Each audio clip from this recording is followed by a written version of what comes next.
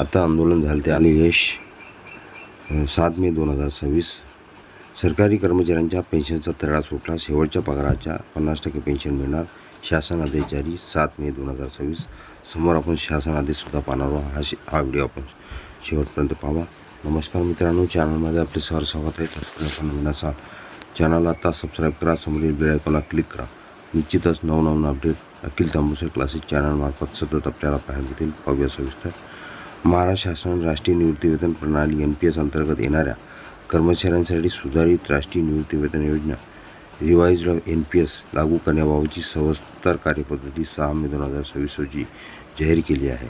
या नवीन निर्णयामुळे राज्यातील सरकारी कर्मचाऱ्यांना आता त्यांच्या निवृत्तीनंतर निश्चित निवृत्तीवेतन मिळण्याचा मार्ग मोकळा झाला आहे. शासनाने ह्या परिपत्रकाद्वारे ही योजना कशी राबवली जाईल याचे नियम स्पष्ट केले आहेत. सुधारित राष्ट्रीय निवृत्तीवेतन योजना लागू. या सुधारित योजनेचा लाभ घेण्यासाठी कर्मचाऱ्यांना 31 डिसेंबर 2026 पर्यंत आपला लेखी विकल्प ऑप्शन संबंधित कार्यालय प्रमुख किंवा विभाग प्रमुखाकडे सादर करणे आवश्यक आहे. जे कर्मचारी हा पर्याय स्वीकारतील त्यांनाच निवृत्तीनंतर ह्या सुधारित योजनेचे लाभ मिळतील. या कर्मचाऱ्यांना शेवटच्या मूळ वेतनाच्या 50% इतके निवृत्तीवेतन. शासनाने स्पष्ट केले आहे की ज्या कर्मचाऱ्यांची सेवा 20 वर्षे किंवा त्यापेक्षा अधिक झाली आहे त्यांना त्यांच्या शेवटच्या मूळ वेतनाच्या 50% इतके निवृत्तीवेतन आणि त्यावर मिळणारी महागाई वाढ लागू असेल. ज्यांची सेवा 10 ते 20 वर्षाच्या दरम्यान आहे त्यांना त्यांच्या सेवेच्या प्रमाणानुसार निवृत्तीवेतन दिले जाईल. तसेच किमान 10 वर्षाच्या सेवेनंतर निवृत्त होणाऱ्या कर्मचाऱ्यांसाठी किमान निवृत्तीवेतन 7,500 रुपये निश्चित करण्यात आले आहे. कुटुंब निवृत्तीवेतनाच्या बाबतीतही शासनाने दिलासदायक निर्णय घेतला असून कर्मचाऱ्यांच्या निवृत्तीवेतनाच्या 60% रक्कम कुटुंब निवृत्तीवेतन म्हणून दिली जाईल. मात्र एक महत्त्वाची अट अशी आहे की कर्मचाऱ्यांनी त्यांच्या NPS खात्यातील जमा झालेल्या एकूण संचित निधीपैकी 60% रक्कम शासनाकडे जमा करणे अनिवार्य आहे. ही रक्कम आहार वितरण अधिकाऱ्यामार्फत DDO शासकीय तिजोरीत भरली जाईल.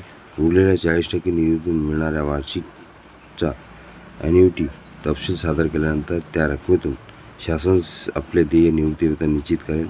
या कर्मचाऱ्यांना पेन्शन योजनेचे नवीन नियम लागू.